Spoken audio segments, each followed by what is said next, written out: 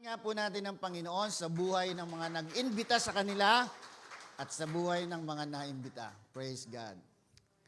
Hallelujah. Alam niyo po ba na pag tayo po ay nag-aakay ng kaluluwa sa Panginoon o ng tao sa Panginoon, sabi nga po ay yung hindi mabilang na anghel sa kalangitan ay talagang kung sa ating expression ay talagang nagsisigawan, at talagang nagsasaya sa mga lumalapit sa Panginoon. Praise God. Kaya sabihin mo sa katabi mo, congratulations. You are here today. Praise God. Are you excited to receive the Word of God?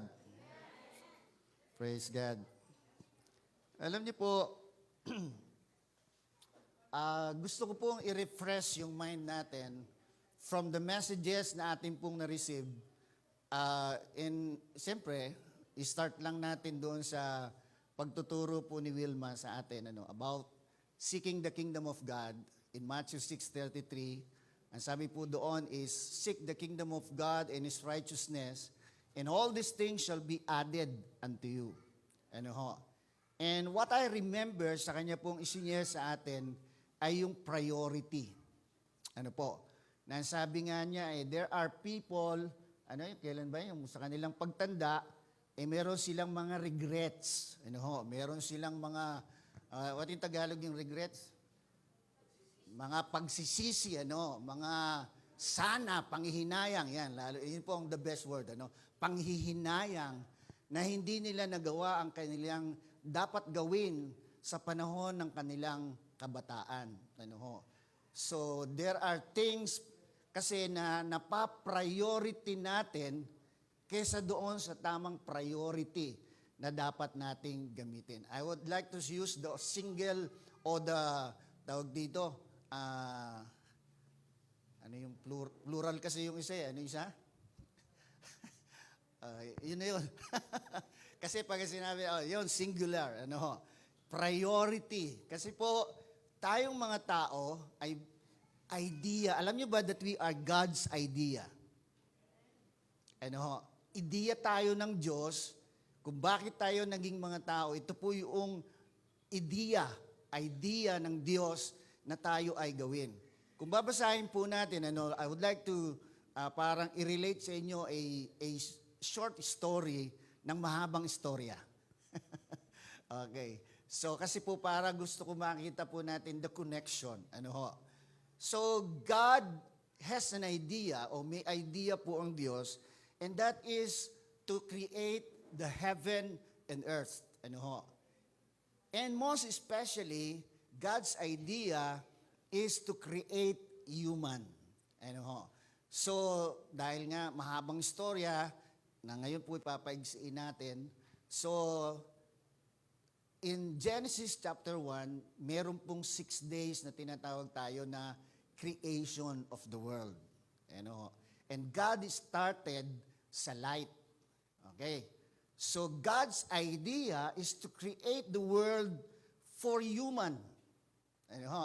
Dahil nga ang earth po noon, dahil dito ibinagsak si Satan, si Lucifer, ayon po sa Isaiah chapter 14, ay napuno po ng kadiliman at ang daigdig ay naging walang kabuluhan o walang laman.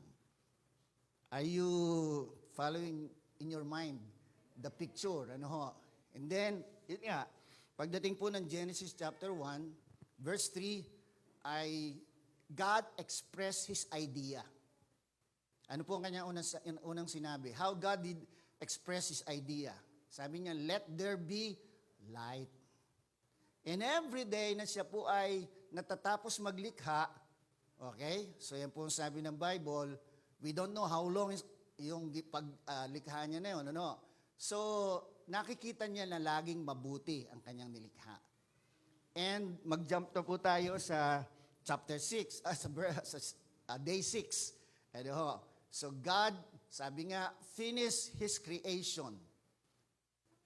He completed the creation of heaven and earth. And so it was good.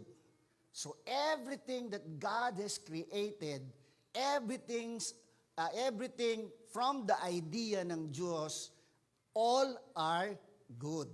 So mababasa po natin yan, even they start ng chapter 2. And on the on the sixth day pala, ang sabi niya nag-usap sila, yung three person, sabi niya po doon sa sixth day, let us make man in our image and in our likeness. So God did not just created the world, but made man. So dito po, He did not just express His idea, He manifests His idea. Hello? So when we say manifest, it becomes more tangible, more real.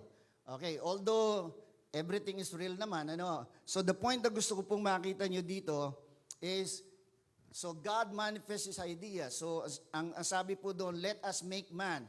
There are two important words na kailangan makita natin about the idea of God sa paglikha niya sa tao. Number one is, ang sabi po doon, let us make man in our image. Image means picture. Hello? So visual. Halimbawa, nagpa-drawing ka ng sarili mo, nagpa-picture ka, ang lalabas doon ay yung visual, static na larawan mo. Nakuha po ba natin? So kung sino ka, yun yung picture mo. Nakuha po ba niyo yung idea? So yan po yung ibig sabihin ng Diyos, let us make man in our image. So God created man like Him. Yung larawan po, kaya makikita natin, sabi nga, yun ang simple, although tayo po hindi magkakamuka, kahit sa anak mo, hindi sila magkakamuka o hindi mo kamuka. Pero ang simpleng explanation po doon, hindi po tayo nanganganak ng hayop. Amen? Nakuha po ba natin? Ang ipinapanganak ng tao ay tao. Nakuha po ba ninyo? So yung kanyang larawan. Okay? Did you get the idea? So another word na maganda pong nating makita doon is, let us make man in our image and our likeness. So alam niyo po ba, ang meaning po pala doon ng likeness is, man is not just a picture or visual of God, okay? Manifestation of God. Hello? Ang God kasi spirit hindi nakikita. So when He created man, He manifests His picture, His image by creating man. Are you following? So ngayon, pero ang sabi doon, hindi lang image, kundi ang sabi niya, in our likeness. So what is likeness? Likeness means God did not just make His picture on man, kundi He must function like God. Did you get it? Okay. So that is God's idea and that is God's purpose. Kaya makikita natin yan in Genesis chapter 1 verse 28, what is God's purpose na ipinapagawa niya sa tao. Kasi in Genesis 2:7, God, from the dust of the ground, God formed a man. Okay? Breathed into his nostrils, and man became a living soul. So, ibig sabihin mula sa alabok, pinorma niya ito na kanyang kalarawan. Okay? Hiningihan sa kanyang butas ng ilong, at siya'y tinawag na kaluluwang may buhay. So, ibig sabihin, ang tao po pala, meron siyang laman, which is from the dust. Meron siyang kaluluwa dahil hiningihan siya ng Diyos. Alam niyo po ba yung hininga ng Diyos? Yun po yung tinatawag na Spirit of God imparted to man. Nakuha po ba ninyo yan? So, ibig sabihin, hindi lang siya kalarawan, kundi nilikha siya na mabuhay o kumilos dito sa lupa tulad ng Diyos. Anong ginawa ng Diyos? Sabi ng Genesis chapter 2, verse 8, God planted a garden in the ears of Eden. Hello? So sundan po niyo yung picture. Maganda later on, mamaya pag-uwi niyo, basahin niyo rin po yung Genesis, ano? Kasi ma-enjoy niyo, magkakaroon kayo ng idea, ganun pala ito, no? Okay, so, and then, i-place the man there. Inilagay niya yung tao doon. And then, lahat ng bagay, lahat ng kailangan ng tao, ando doon na. Yung fruit-bearing trees, yung vegetable, everything that man needs are already there. Hello? Paano kailangan lang mag-function ng tao? Kanina binanggit ko na po yung Genesis 1:28. Are you following the story? Okay. So sa Genesis 1:28, man's function is this. Sabi ng Diyos, and God blessed them. Ibig sabihin, man and woman, and sabi dito, sabi po ng Panginoon, be fruitful, multiply, replenish the earth, subdue it, and have dominion. So 5 po yun. Nakukuha natin. Una is fruitfulness. Pangalawa is mag-multiply. Okay? So kasi pagka po ang isang tao o ang mag-asawa ay nagkaanak, may fruits na po sila, may fruit na sila.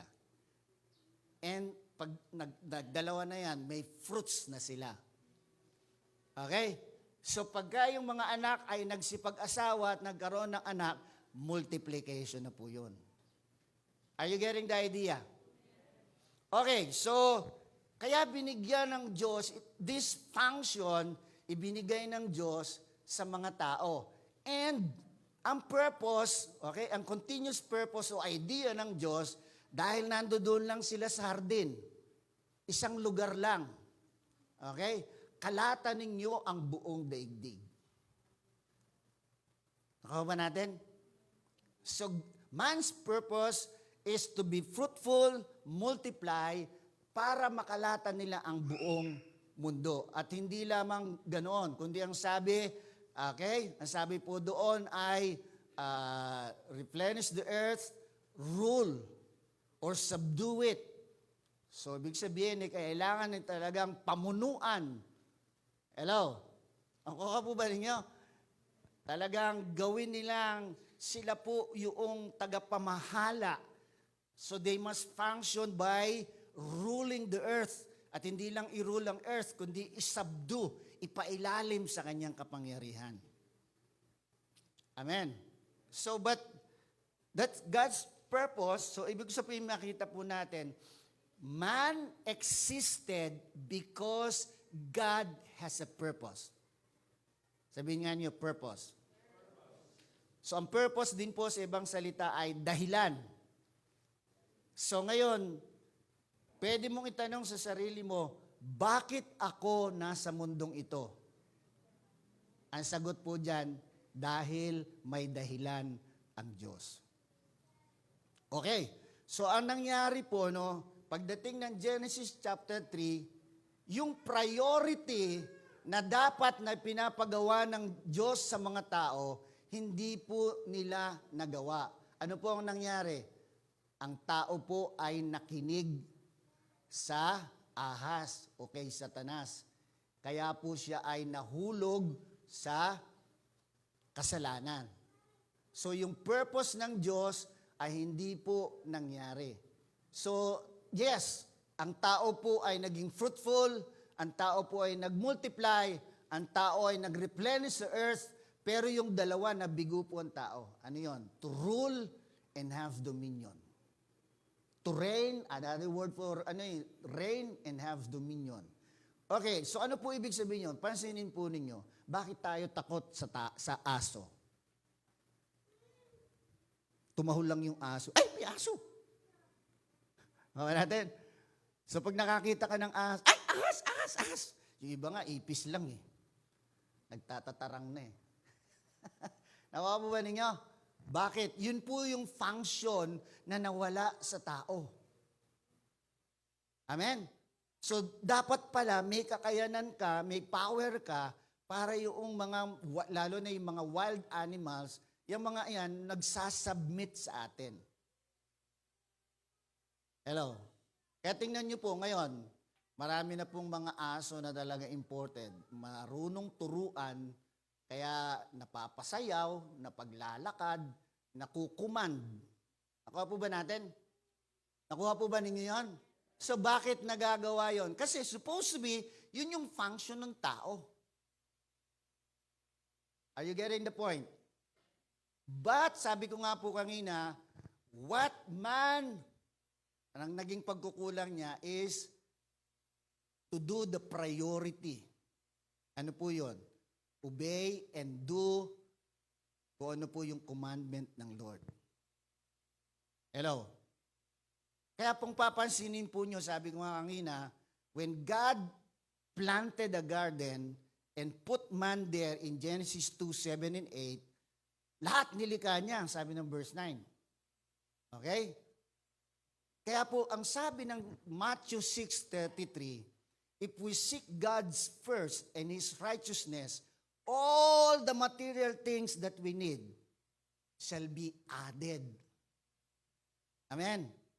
So kaya po doon pumapasok ang priority. Ngayon, ang tao, ang priority ng tao, hanapin ang lahat ng material na bagay. Hindi mapaniwalaan na kapag ka ginawa ang kalooban ng Diyos, ang lahat idadagdag na lang. Bakit? Meron kasi tayong mga kasabihan, nasa tao ang gawa, na sa Diyos ang awa. Pag hindi ako kumilos, paano ako mabubuhay? Hello? At dahil sa maling priority na isa sa isang tabi ang Diyos at naiuuna ang mga bagay na material. Napapansin po ba ninyo yun? So lahat ng tao, yan yung problem. Kaya nga po, tayo ngayon ay tinutulungan ng salita ng Diyos na ibalik tayo. Last week, ang message po natin is going back to our original purpose. Okay? So, an example po natin doon ay si Stephen.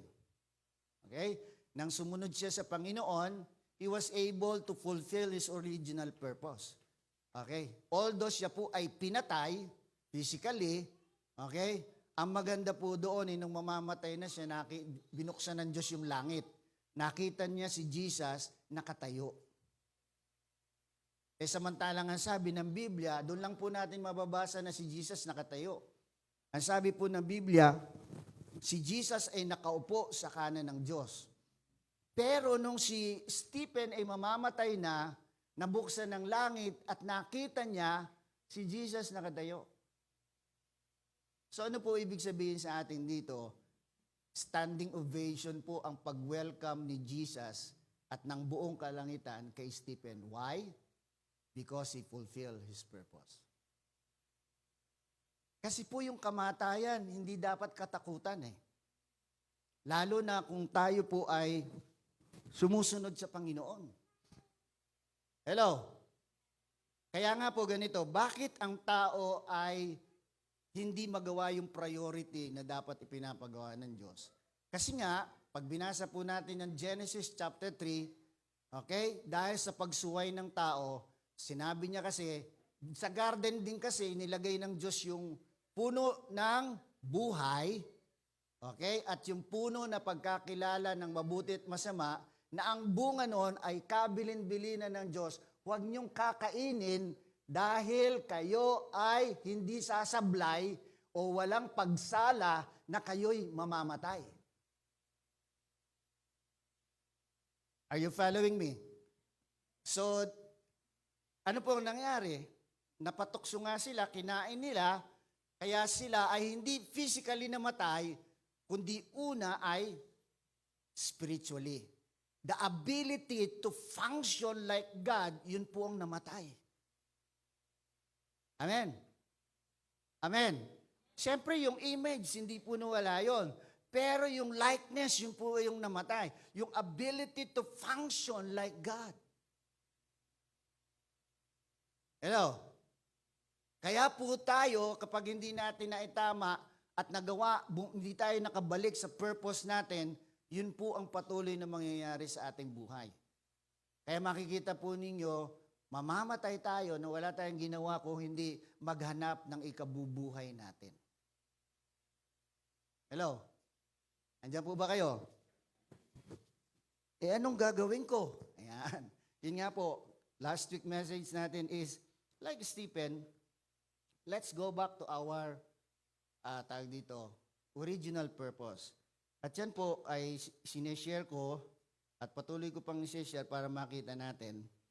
Ngayon, in another form or picture or sa isang pananaw naman, gusto ko pong i-share sa inyo sa umagang ito, okay?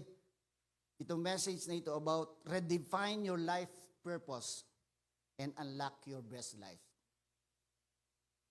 Okay, bigyan natin ng bagong katuturan o kabuluhan ang ating layunin sa buhay at ating mabubuksan ang pinakamainam na buhay natin. Are you following me?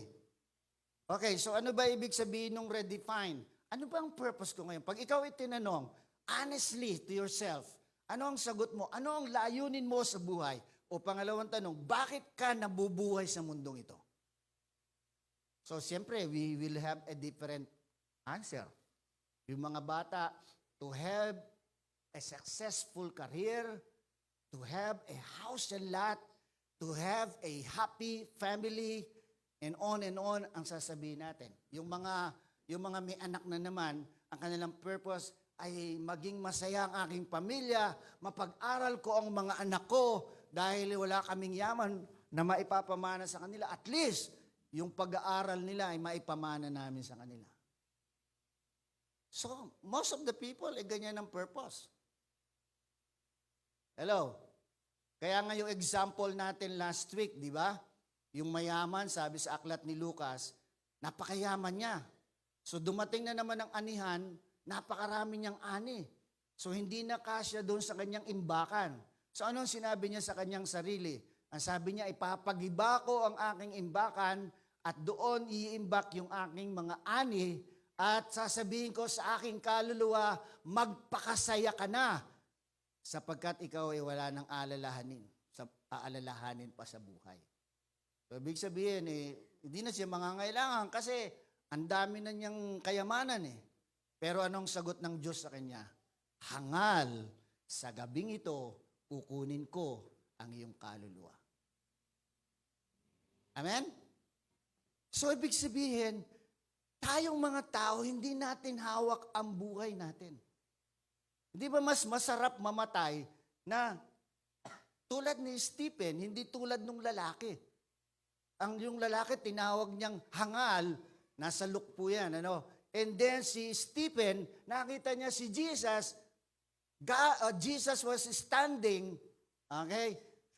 And I believe he is welcoming Stephen. Amen ba doon? So, alin po pipiliin natin? Hello? Okay, so, kailangan po ngayon, maintindihan natin na dapat ang ating layunin sa buhay na ito kung bakit tayo nabubuhay ay magawa ang idea o purpose ng Diyos sa atin. It must be our priority. Nakuha po ba natin? So, paano ba natin na ipapakita yung priority natin? Yung tamang pagbibigay ng panahon sa Diyos. Pagka sinabi nating priority, another parang statement ba tawag doon? First things first. Tama ba ako doon? Okay, unahin mo ang dapat unahin. Hello? So dapat ganun po ang ating mindset. Uunahin ko ang dapat kong unahin. Sino ba ang dapat nating unahin sa buhay na ito? It is God. Ang kanyang kalooban. Na tayo ay kanyang mapagharian. Na tayo ay makasunod sa kanyang kalooban. Mahirap ba yon? Sasabihin ng iba, yes, mahirap yon. But kaya nga po ang tao ay ipinapanganak na muli ng Diyos. Bakit? Para yung spirito na namatay dahil sa kasalanan ay maibalik yung ability to function. Kaya po pag ang tao ay na-born again, ibinabalik ng Diyos yung ability to function. Not to be member of a born again group. That is wrong. Amen? So nakukuha po ba ninyo aking maigsing storya? Maigsi na mahaba na rin pala. Okay. So another solution is, kasi last week, going back to our purpose, original purpose. Ngayon po, tayo, pag-isipan natin, ano nga ba talaga ang aking layunin sa buhay? Alam niyo po, pag nakita natin ang layunin ng Diyos sa ating mga buhay, doon po bubuksan ng Panginoon yung best life natin. Amen? Yung best life natin. What is best life? Pag sinabi natin best life, it's not only about material things.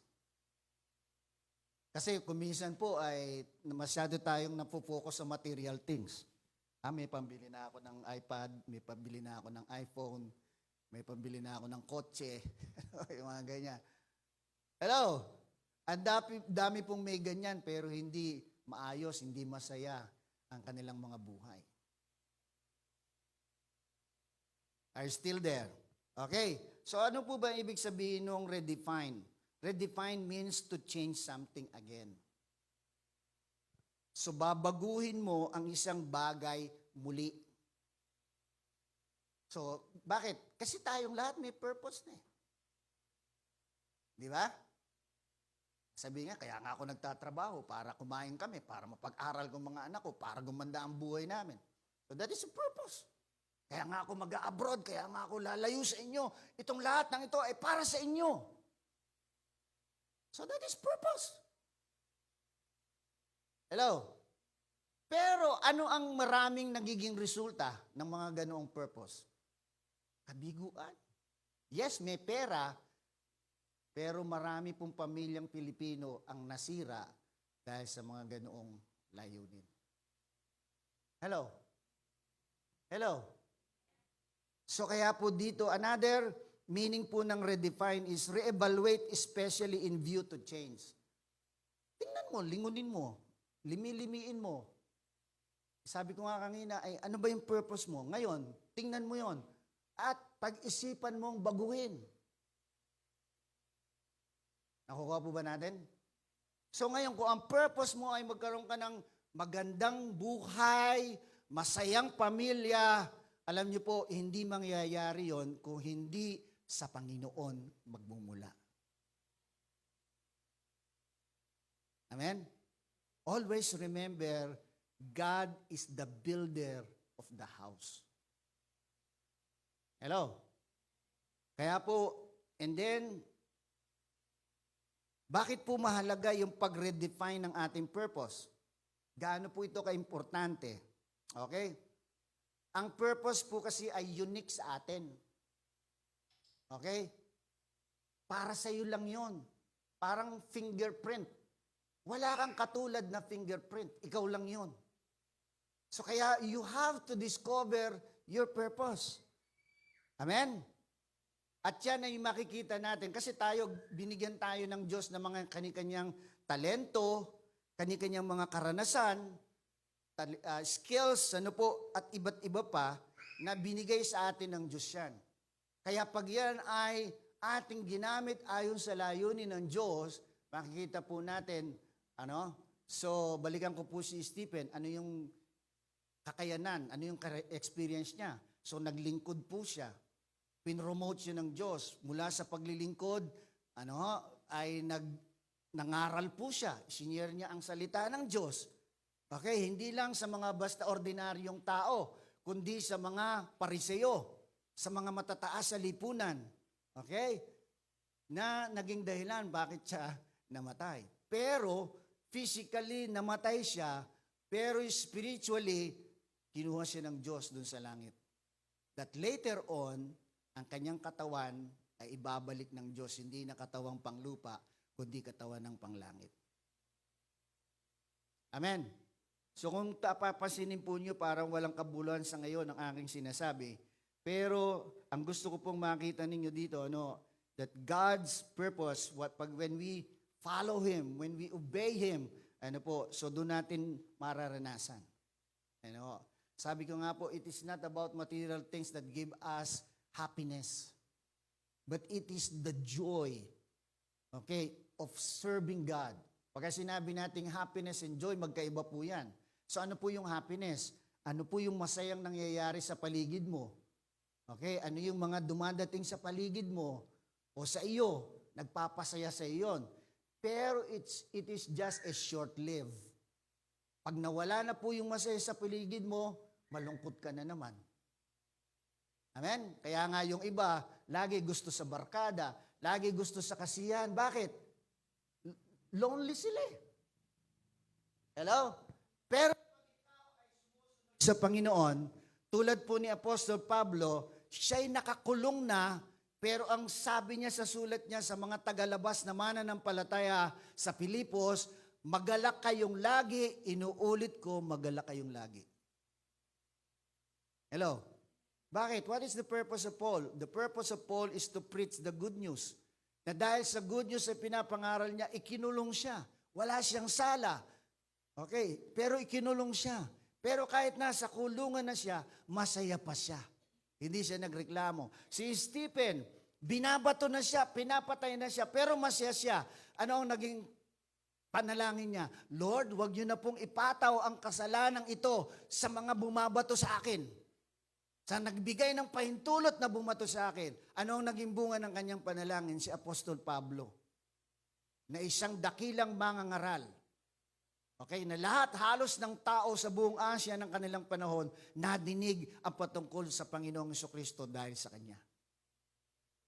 Amen? So yun po yung purpose. You don't know.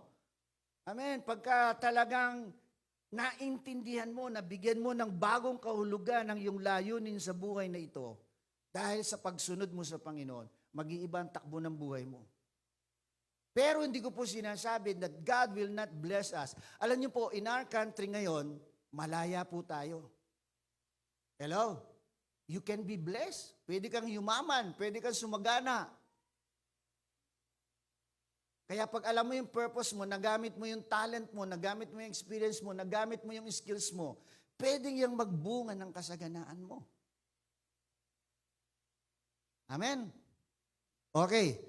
So, paano po ba natin i-define yung ating purpose in life? Ito po. Number one, may apat po ako na gustong ibigay na tips sa atin. Nasusundan pa ba niyo ako? Number one, ganito po natin paano bibigyan bagong kahulugan ang layunin natin sa buhay. Number one, develop a growth mindset.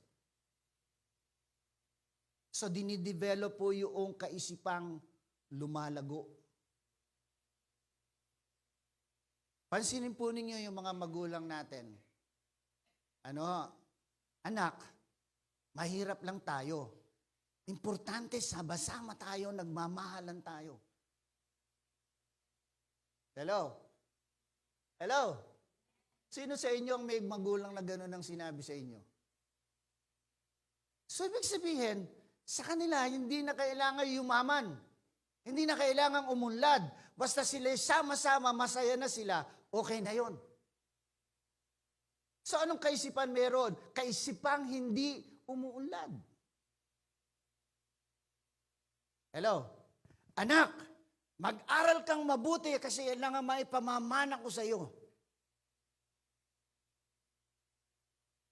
Hello? Pero ang laki ng lupain yan. Hello? Dito po, pagpatawad ako ng mga taga rito, bakit na ipagbibenta yung mga lupa? Kasi sabi nila, wala ka namang kita dyan sa lupa. Hello? Kasi sa tubo, wala ka nang kikitain. Andiyan po ba kayo? Pero kung ang kaisipan nila, nagdidiskubre, lumalago, bakit puro tubo yung itatanim? Lalo na sa panahon natin, may mga bagong teknolohiya. So, kung hindi ka umaanin, kung hindi ka kumikita doon sa crops na yon, adi magdiskubre ka. Amen po ba? Amen po ba? Alam nyo, ang totoong mayaman sa buhay na ito ay yung mayroong lupain. Ito po yung nabasa kong sa mga Koreano. Pansinin nyo, mga Koreano dito sa atin, saan sila bumibili mostly ng lupain? Sa mga bundok. Di ba? Doon sa mga hindi ini-explore na mga Pinoy. Bakit?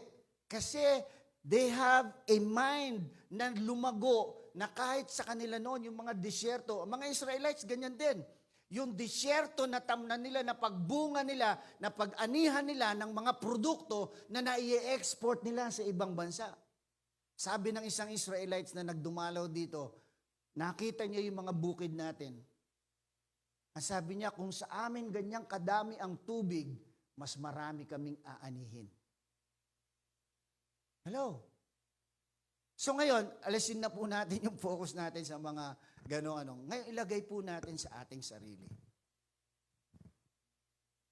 Hello? Hindi po tayo nagdidiskubre. Pagka sinabi natin di natin alam, hanggang doon na lang tayo. Pwede naman pag-aralan. Lalo na nga po sa panahon ngayon. Halimbawa, kung ang trabaho mo is talagang burden sa iyo, why not explore? Amen? Ngayon, ano po ang verse na susuporta dyan? So, ang gusto ko po makita nito, kasi po, pag tayo ay mayroong lumalago kaisipan, ito po ay nagbibigay kabuluhan sa ating layunin. Okay? At yung patuloy na paglago po natin na yan, ay nagbibigay ng maayos na buhay sa atin. So tingnan po natin, anong pong verse ang pwedeng mag-support sa atin dyan na itinuro ng Biblia? 2 Peter chapter 3 verse 18. Rather, sabi niya dito, you must grow in the grace and knowledge of our Lord Jesus, of our Lord and Savior Jesus Christ, all the glory to Him both na and forever. Amen. So ano pong, ang susi po pala sa paglago ng ating kaisipan na applicable, na pwedeng ma-apply sa lahat ng area ng ating buhay, ay makilala natin ang ating Panginoong Jesucristo na Diyos ng biyaya. Amen. Ang Diyos natin mapagbiyaya. Hello? Kasi kung hindi sa biyaya ng Diyos, ubus na tayo. Basahin niyo ang Old Testament. Kapag ang tao masuwayan sa Old Testament, pinapatay ng Diyos. Bakit? Sila po wala sa biyaya, nasa ilalim sila ng kautusan. Ngipin sa ngipin, mata sa mata. Amen? So ngayon tayo po ay nasa panahon ng biyaya. Ang biyaya ng Diyos ay sagana. Huwag naman po nating samantalahin, pero kahit po tayo patuloy na nagkukulang, kahit patuloy tayong tumatalikod, ayaw nating sumunod sa Diyos, pero ang Diyos ay nagmamahal pa rin sa atin. Ang Diyos ay tumatawag pa rin sa atin. Ang Diyos ay wini-welcome pa rin tayo sa Kanyang sarili. Kahit tayo tumatalikod, kahit ayaw nating sumunod sa Kanya, pero patuloy siyang nag-aantay sa bawat isa sa atin. So yan ang Diyos natin. Amen. Ang sabi nga, kung tayong tao, pag humingi ang anak natin, bibigyan mo ba ng ulupong o ng ahas yung anak mo pag humingi ng tinapay ba yon? Tinapay? Sabi niya, kahit kayo ay hindi mga matuwid, kahit kayo ay mga masamang tao, pag humingi yung anak mo ng tinapay, bibigyan mo ng burger. Di ba? Hindi na tinapay, may palaman pa. Tawag sa Grab. Amen? So, gusto ko pong makita nyo to. So, how much more, sabi ni Jesus, is our Father in heaven? So, kung tayong tao, masama na nga tayo, pero kaya nating biyayaan ang ating anak. How much more the God who created us according to His image and according to His likeness. Amen. So, hindi tayo inilagay ng Diyos. O, bahala ka na dyan, Junior, ha? Bahala ka na sa buhay mo. Nilikha na kita eh. Bahala ka na. No! Ang sabi mula pa sa Genesis, when God created man, anong sabi? He provided everything. He put them in the garden. At sa garden na yun, nandoon na lahat. Lahat ng pangangailangan nila doon, provided na. Kaya nga ang promise ng Diyos, huwag kang mag-worry. Wala namang may dadagdag ang worry sa buhay mo. But seek God's first. Ano ibig sabihin ng God's first? Ano ba ang kalooban ng Diyos sa iyo? Ano bang layunin ng Diyos sa iyo? Yun ang alamin mo. At mabuhay ka ayon sa kanyang kagustuhan, lahat idadagdag sa iyo. Amen? Pangalawa, explore your passion. Ano ba yung gustong-gusto mo sa buhay? Amen? So, pagka sinabi nating explore your passion, ang supporting verse natin dyan is 1 Timothy chapter 4, verse 8. Physical training is good. Okay, pag nagpi-physical training tayo, papalaki ng katawan, nagsusumba, nagja-jogging, naglalaro, and everything, yung physical training, pag hindi ka pwede maging athlete kung hindi ka mag-train. Diba? Tingnan nyo si Pacquiao, grabing mag-training yan. Sabi ng Biblia, good yan.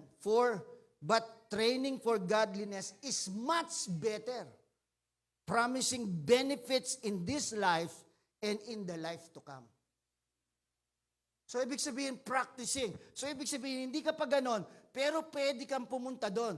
Pagka nabigyan mo ng bagong kahulugan ang iyong buhay, nagsisimula kang buksan ang best na buhay na inilaan ng Diyos sa iyo. Amen? Bakit? Kasi itetrain mo ang sarili mong maging masunurin sa Diyos. Itetrain mo yung sarili mo now na ako'y binigyan ng Diyos, binalik sa akin yung ability to function like God. Itetrain mo yung sarili mo doon. Amen? Paano mong itetrain? So, basahin mo yung kanyang salita. Bakit hindi natin magawa kalooban ng Diyos? Hindi naman natin binabasa yung kanyang salita sa atin, yung kanyang mga pangako sa atin, hindi naman natin alam eh. Amen? Madalas nga, mahaba pa yung panahon natin sa Facebook sa Bible eh. Hindi po kasi pag nagbabasa ako ng Bible, hinahantok ako. Bakit pag nagbabasa ka ng Facebook, hindi? Hello? So, ibig sabihin, may humahad lang sa iyo para matuklasan mo ang pinaka-best ng buhay mo. Yeah? Hello? Nasusundan pa po ba niyo ako?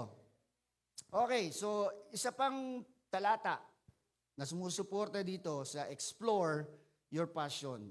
2 Peter chapter 1 verse 3. Nakalimutan kong ipa-download kay Wilma yung ating PowerPoint eh. So ginawa ko tong PowerPoint para sana nakikita nyo na dito eh. Ngayon nagtatype patuloy siya. Anyway,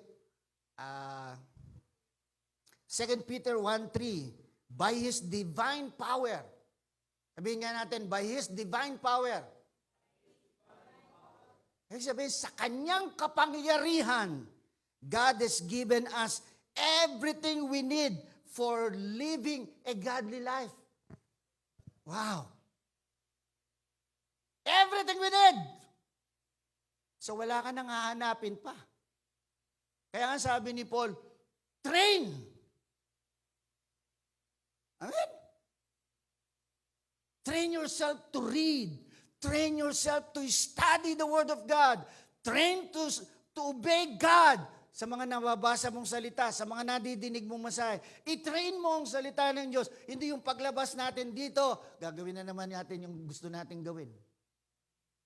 Train! So, ibig sabihin, hindi agad-agad dito, hindi nadinig mo, ganun ka na. No! Train. Ibig sabihin talagang turuan mo yung sarili mo na magsikap. At ang sabi, sa pamamagitan ng kanyang kapangyarihan, ang Diyos ay binigay niya ang lahat sa atin na kailangan natin. Amen? Para mabuhay ng may kabanalan o ng godly life sa buhay na ito. Kailan natin yan tinanggap? Tinanggap na natin yan. Ang sabi dito, we have received all of this by coming to know Him. Ibig sabihin, kaya nga sabi ni Peter doon sa 2 Peter 3:18, kailangan natin siya makilala pa ang kanyang biyaya. Kasi the more we know Jesus, the more na nakikilala natin si Jesus, the more we will function according to His power or according to the ability na binigay niya sa atin. Amen? Kaya po, bakit, pasensya na kayo, ganito lang ang buhay namin kasi wala akong pinag-aralan. Tayo kasi mga Pinoy, masyado tayo sa edukasyon eh. Ang dami pong mga hindi nag-aral na magagaling. Hello?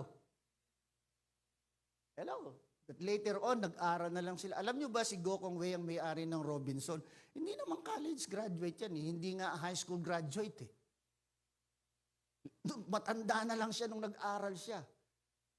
Pero kita niyo yung Robinson. Hello?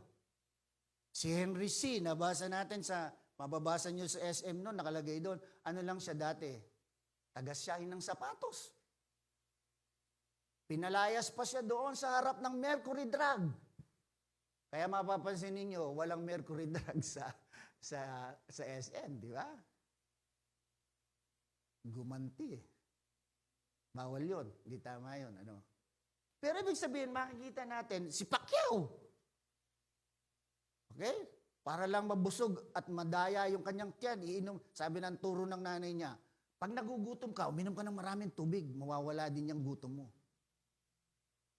Pero ngayon, ang daming baser ng kanyang asawa. Bakit? Bag lang daw, milyon-milyon pa yung binibili. Aba, siyempre, kaya nila eh. Kung ikaw ba may milyon, bibili ka ng tig 100 o tig 1,000 o 10,000 lang. Kaya mo na, siyempre, bigyan mong kasiyahan sarili mo.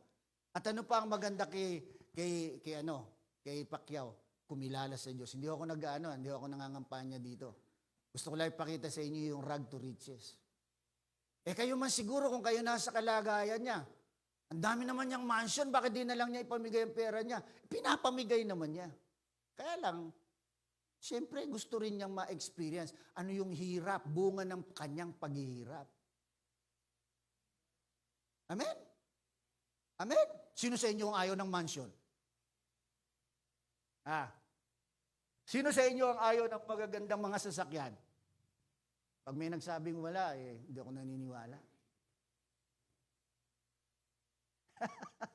Hello? Marami nga dahil sa kagusto magkaroon ng magandang bahay at sasakyan, tumataya sa loto eh. Nananalangin, Lord, patamain niyo po ako sa loto. Minsan lang. Hello? Di ba? Andiyan ba kayo? So, hindi po ganoon ang kaparaanan ng Diyos. So, dito, tandaan po natin, He has given us His divine power. So, ibig sabihin, we can continue to explore ang buhay na ito habang nabubuhay kayo. Although, yung maraming mga lagpas na ng 20, may regrets tayo. May regrets na tayo. Ako, may regrets na. Ano? Bakit ako may regrets? Sabi ko, bakit hindi ko nagawa yun noon? Yung ganoon, yung ganoon, yung ganoon. Hindi ko pwedeng sisihin. Wala kasing internet pa noon. Kasi janitor lang noon, hindi ka basta-basta makapasok. And on. May iba namang paraan. Amen? Okay. So, what is the time? I would like to close. Third pa lang pala ako. Sabi dito, so third is be part of a community. Okay? So, ang sabi po dito, maging bahagi tayo ng isang grupo. Kaya ulitin ko po, here, you did not become a member of another religion. Because our group is not a religion. Our group is a family, a community. Na ang community na ito, na pag tayo ay nag-spend time together, yung mga tao dito o yung ibang mga kapatiran nating mananampalataya, nakita ninyo na nabubuhay sa purpose-driven life nila, mahahawa po tayo. Kaya tayo po, Pag tayo ay pipili ng kasama, yung matuturuan tayo. Hello? Amen? Yung may expose yung iyong abilidad, yung iyong talento. Huwag kang mag-focus dito lang sa ginagawa mo ngayon. Expose yourself. Kaya nga po, kayo pinapapunta natin dito. Kaya nga po, pinapadalo tayo, lalo sa mga mentorate, yung mga ano. Bakit? Kailangan nating matuto. Hindi lang lumago ang ating kaisipan. The more we are exposed to people na mayroong ibabahagi sa iyo, you will also, prosper. Amen? Amen? Tingnan po ninyo, kapag ang mga taong kasama mo ay marites, marites ka rin. Di ba? Hello? Hello? So, ibig sabihin, tell me who your friends are and I will tell you who you are. So, kaya po ngayon, hindi ka namimili ng tao. Kung hindi, ang gusto mo lang, sino ba yung makakapagpalago sa akin? Sino ba yung makakapagpaturo sa akin? Sino ba yung makapagpapatibay sa akin? Sino ba yung makakapaglabas ng aking potensyal? Di ba? Hello? Pag marites ka, wala namang potensyal na lumalabas sa iyo. Nadagdagan pa nga yan, meron pa ako nabasa, marivic. Hindi ko na alam yung pagkasunod-sunod. Yung marivic naman daw, taga-sulsul. Marisol ba? Yung marisol, taga-sulsul. Okay, kung ano-ano tuloy na naiimbento nila. Lumalabas yung talent nila sa maling paraan. Can you imagine na invento? Marites, Marisol, Marivic. Hello? Walang kabuluhan. Di ba? Hello? Magaling ka palang businessman. Gusto mo kasi agad, milyon ang puhunan Alam niyo ba, marami akong mga success story na alam nung sa aking panahon kabataan. Nung kami nag-aaral, kasi po Bulakenyo ako sa Hagunoy, just to give you an illustration. Yung pong nanay nila, kung sino yung nakakakilala sa artistang si Timmy Cruz, magtaas ng kamay. Ayan, tayo lang pala dalawa bro, kaya halatang-halata na, senior na tayo! Okay, si Timmy Cruz po, ang nanay niya, tagapagtinda lang yan ng bagoong. Pero pag nakita po ninyo yung bahay nila sa Hagunoy, mansion. Nakapagpatayo po sila ng sinihan, nakapagpatayo po sila ng mga bangko from bagoong. Ngayon, yung mga landscaper, noon kilalang-kilala yung Bulacan, Bulacan Garden. Okay. Yung Bulacan Garden, nung panahon po ni Imelda, sila mostly ang pangunahing kontraktor. Alam niyo po yung mag-asawa, nakatira doon sila sa looban nagbabangka lang po yung mag-asawa na yan, sakay-sakay yung mga ilang paso na halaman. Pagkadating po nila sa pangpang, lalagay po nila yan, tawagin sa amin ni matong. Alam niyo yung malukong na kawayan na nilalagay po nila doon yung tapos ititinda po nila yan. Ilalakad nila yan sa baryo. Ano po nangyari dito sa Bulacan Garden na ito? Yumaman sila. Hello? Hello?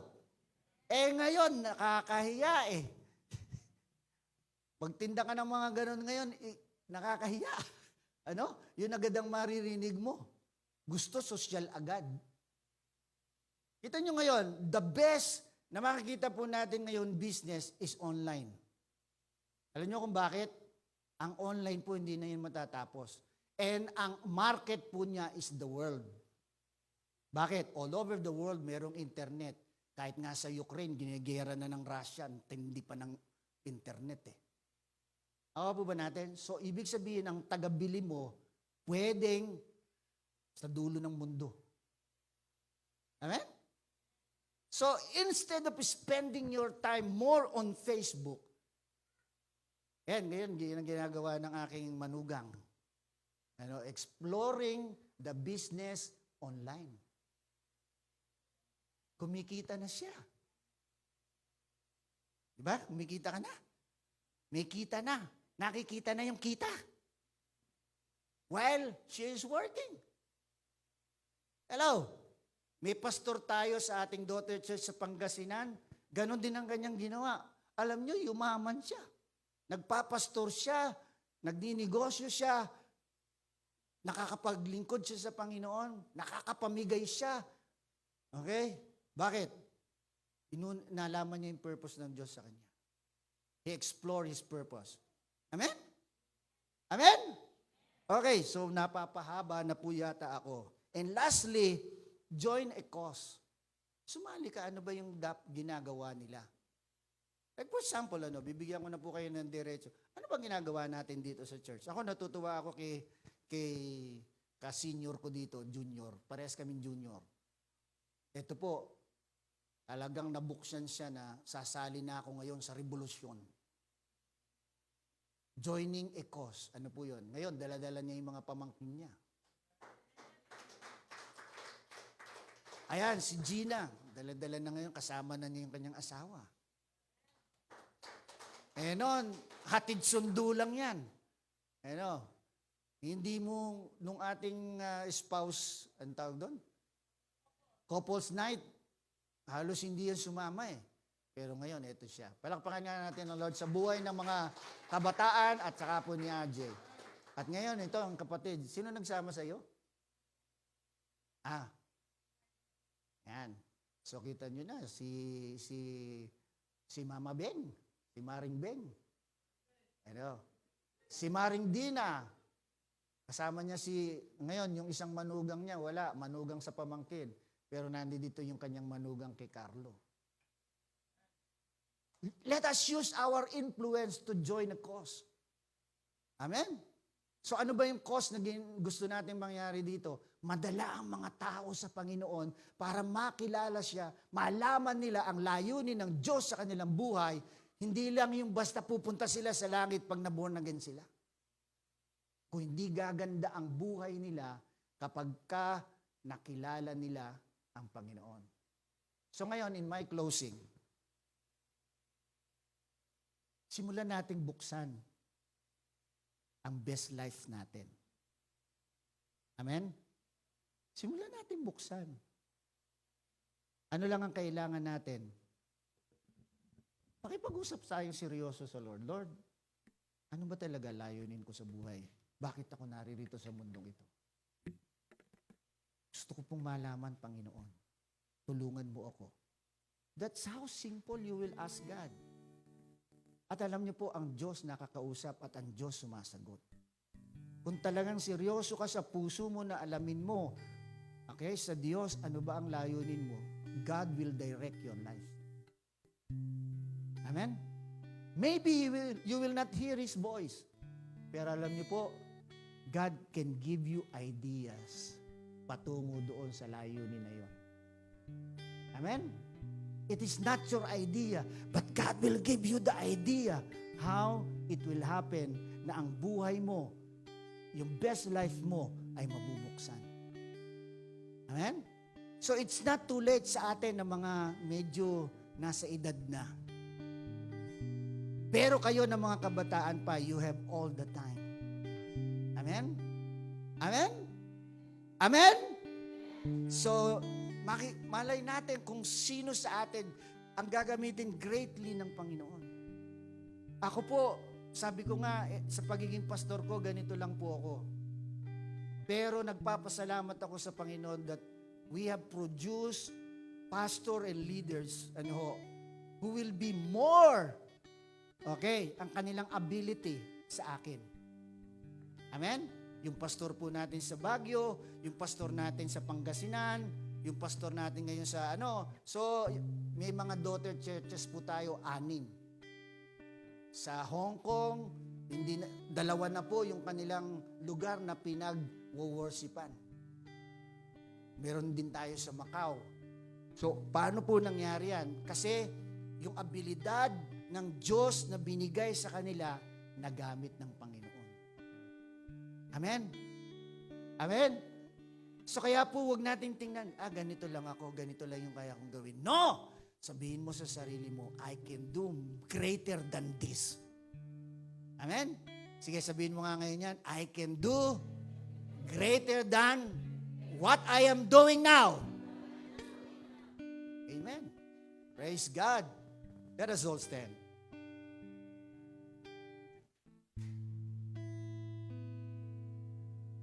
Maliwanag po ba natin natanggap ang mensahe ngayon? Praise God. Praise you, Jesus. Thank you, Lord God. Sige, mawit kayo.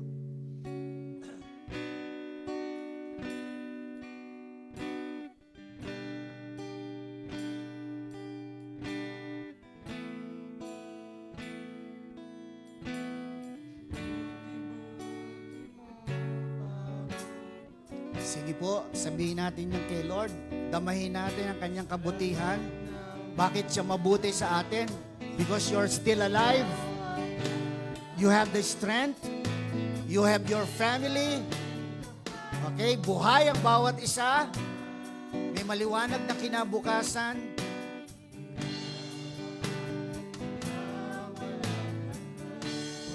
Minsan pa, kay buti-buti mo, Panginoon. Buti-buti mo, Panginoon,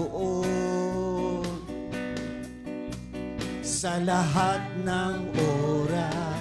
I encourage you to close your eyes.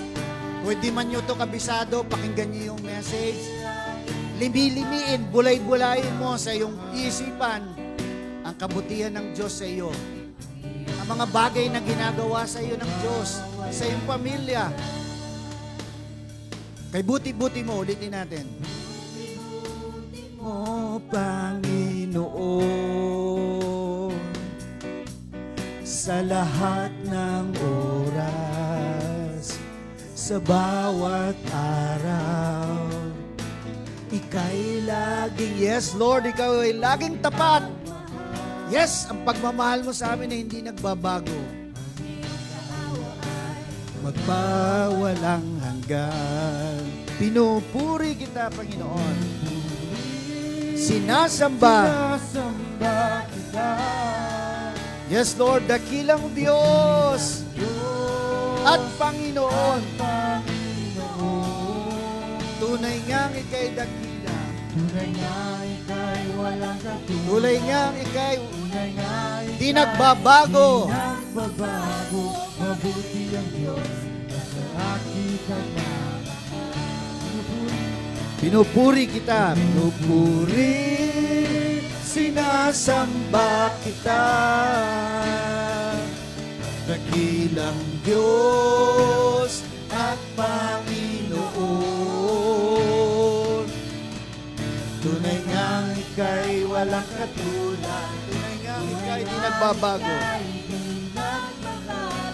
Mabuti ang Diyos sa aking kanyang. For the last time, pinupuri. Pinupuri, sinasamba kita. Yes, Lord God. Dakilang Diyos At Panginoon. Panginoon. Tunay nga ika'y walang katulad.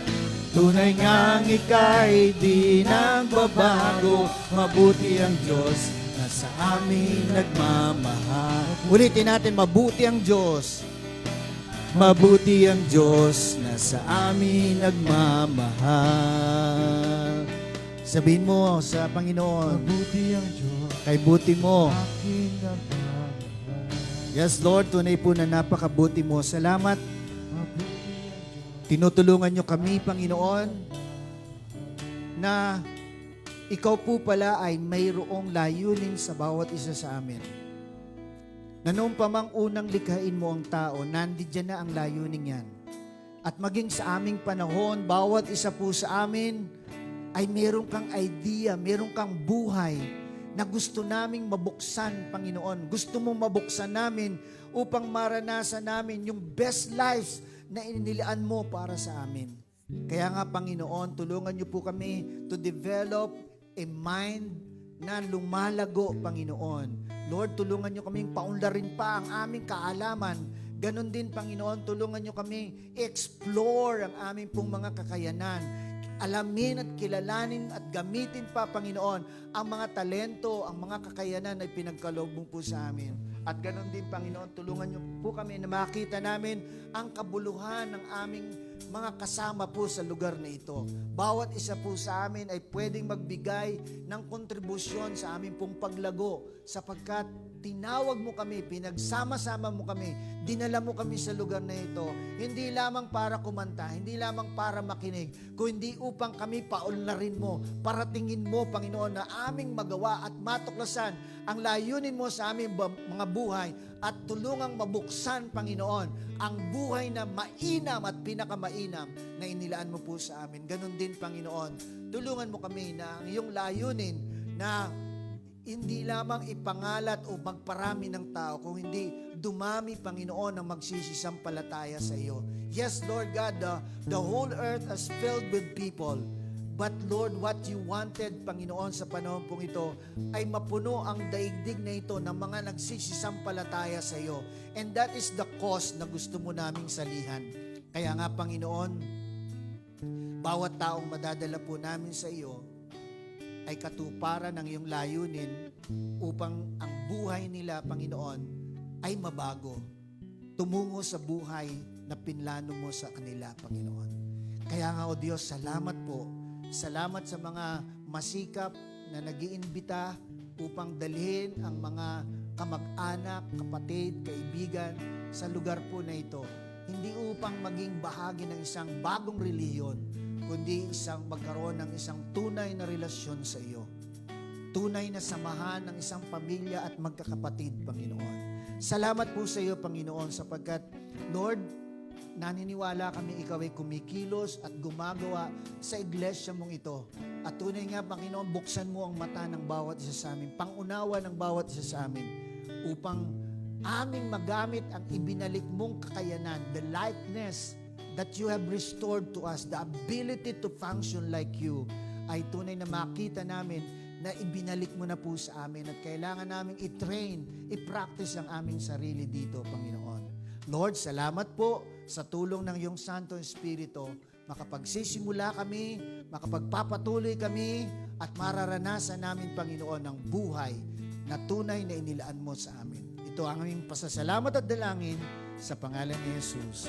Amen and amen. Amen.